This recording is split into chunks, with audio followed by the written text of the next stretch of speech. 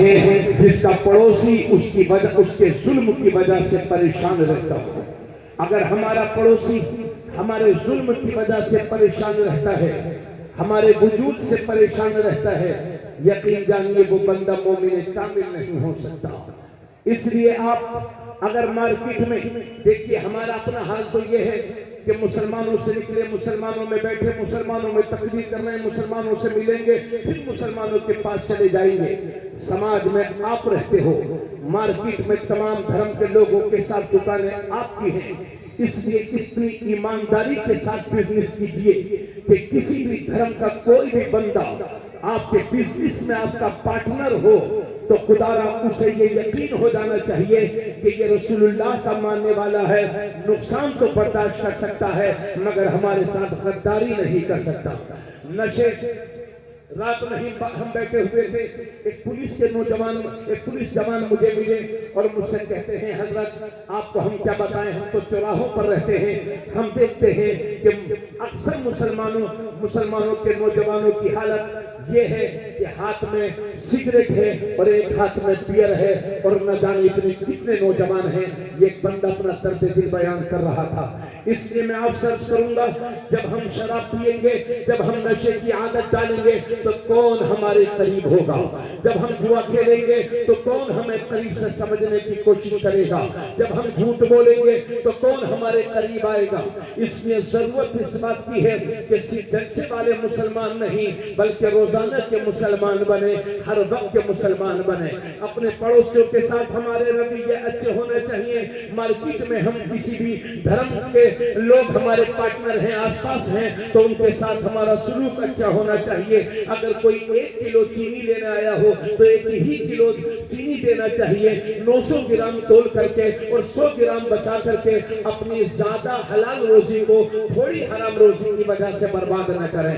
خدا اعتماد حاصل ہوگا، دنیا کو آگے بڑھیں. ضرورت اس بات کی ہے. حضرات گرامی، اتنی باتیں کہنے کے بعد یہ بھی عرض کرتا ہوں، یہی دہلی کی سرزمین ہے اور یہاں پر درجنوں قبرستان ہوں گے، درجنوں قبرستان ہوں گے.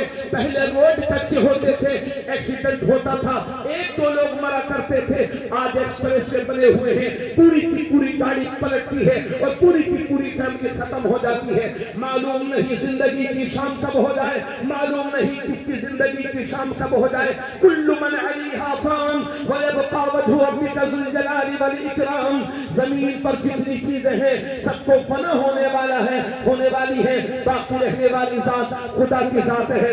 یہاں کے قبرستان میں ایسے ایسے لوگ بھی آرام فرما رہے ہیں کہ جب وہ اس شہر میں بولتے تھے، جب وہ اپنی محلوں میں بولتے تھے، جب وہ اپنی گلیوں میں بولتے تھے تو 4 آدمی ان کی باتوں کو سنا کرتے تھے اور کسی کے اندر یہ ہمت نہیں تھی کہ ان کی بات کو کاٹ سکے. مگر جب ان کا وصال ہو گیا، آنکھیں بند ہو گئی، تو ان کے پوتے کو بھی یہ خبر نہیں ہے کہ میرے دادا کی قبر کہاں ہے. ان کے بیٹے کو بھی یہ پتہ نہیں ہے کہ میرے والد کا انتقال کتنی تاریخ کو ہوا تھا. اس لیے میرے عزیز، ایک زمانہ وہ تھا کہ لوگوں کے کپڑے گندے ہوتے تھے، دل بڑے صاف ہوتے تھے. آج کے انسان کا لباس تو بڑا اجلا ہے مگر دل نفرتوں سے کالا ہو چکا ہے، گھمنڈ سے کالا ہو چکا ہے، حرام خوری سے کالا ہو چکا ہے. اسی وجہ سے آقا کریم صلی اللہ علیہ وسلم ارشاد فرماتے ہیں، اے لوگوں، آقا کریم صلی اللہ علیہ وسلم نے ارشاد فرمایا، اے لوگوں، جس طرح سے پانی لگنے سے لوہے پر زنگ لگ جاتی ہے، اسی طرح سے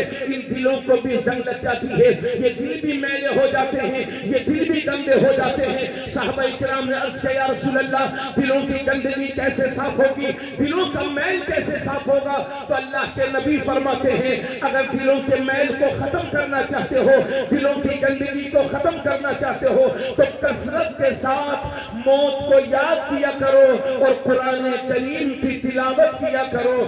موت کو کثرت کے ساتھ یاد کرنا اور قرآن کریم کی تلاوت کرنا، یہ دل کی سیاہی کو ختم کرتا ہے، دل کے زنگ کو ختم کرتا ہے. حضرت عثمان غنی بخشائے جنتی جب کسی قبر کو دیکھتے تھے، یہ مشکوٰۃ شریف میں موجود ہے کہ حضرت عثمان غنی جب کسی قبر کو دیکھتے تھے، جب کسی قبر کو دیکھتے تھے تو قبر کے پاس کھڑے ہو کر کے اتنا روتے تھے کہ یہ داڑھی آنسوؤں سے تر ہو جاتی تھی، لوگ کہتے تھے حضور آپ کے سامنے جہنم کا ذکر ہوتا ہے تو آپ اتنا نہیں روتے، آپ کے سامنے میزان کا ذکر ہوتا ہے لیکن آپ اتنا نہیں روتے، لیکن جب قبر کو دیکھتے ہیں تو اتنا کیوں روتے ہیں؟ تو حضرت عثمان غنی کا جواب سنیے، فرماتے ہیں اے لوگوں، قبر آخرت کی منزلوں میں سے پہلی منزل ہے، جس کی یہ منزل خیریت کے ساتھ گزر گئی، آنے والی منزلیں اس کے لیے اور بھی آسان ہو جائیں گی۔ اس لیے یہ ٹھاٹھے مارتا ہوا مجمع، یہ دلی دل والوں کا شہر ہے، محبت عاشقان رسول کا شہر ہے، خالی ہاتھ واپس نہ جاؤ۔ جشن غسل والا میں آئے ہو، غوث وہ ہیں کہ جن کے گھر میں چھوڑ دیا تھا تو بڑی بن کے واپس ہوتا تھا، ان کی محفل میں آیا ہوا کوئی بھی بندہ خالی ہاتھ واپس نہیں جانا چاہیے۔ آج اس محفل میں اپنے آپ سے وعدہ کر کے جاؤ کہ انشاءاللہ آج سے بعد نماز نہیں چھوڑیں گے، انشاءاللہ آج سے بعد زنا نہیں کریں گے، انشاءاللہ آج سے بعد شراب نہیں پیئیں گے، انشاءاللہ آج سے بعد جوا نہیں کھیلیں گے، انشاءاللہ اپنے گھروں میں سنتوں کا ماحول قائم کریں گے۔ تم حقیقی اور سچے مسلمان کو بنو، پھر تمہارا بھائی تمہیں یقین دلاتا ہے یہ جو مصیبتوں کے پہاڑ کھڑے ہوئے ہیں، یہ جو پریشانیاں تمہارے سامنے کھڑی ہوئی ہیں، ان سے گھبراؤ نہیں، فکر نہ کرو، یہ بادل ہیں اڑ جائیں گے، آندھیاں ہیں تھم جائیں گی، طوفان ہیں رک جائیں گے، اسلام کا اجالا قیامت تک باقی رہے گا۔ میرے عزیز، تو اپنا راستہ سیدھا کرے، اگر راستے میں پتھر بھی ہوں گے تو اللہ موم بنا دے گا، کانٹے بھی ہوں گے تو پھول بنا دے گا۔ نعرہ تکبیر، نعرہ رسالت، غوث الورا کانفرنس، مسلک اعلیٰ حضرت فیضادہ بلگرام شریف۔ ماشاءاللہ، سبحان اللہ، ذرا زور سے بولے سبحان اللہ۔ سبحان اللہ، سبحان اللہ۔ میرے ساتھ سب لوگ ہاتھوں کو اٹھا کر کے بولیے لبیک یا رسول اللہ، لبیک یا رسول اللہ، لبیک یا رسول اللہ۔ لبیک یا رسول اللہ۔ معزز سامعین اہل سنت، حقیقی عاشق رسول وہی ہے کیا کیا ہے؟ کہ جو حضور کی ہر بات پر عمل کرتا ہے۔ بے شک بے شک، سبحان اللہ، سبحان اللہ۔ وہ کون سا عاشق رسول ہو گیا جو نماز نہ پڑھے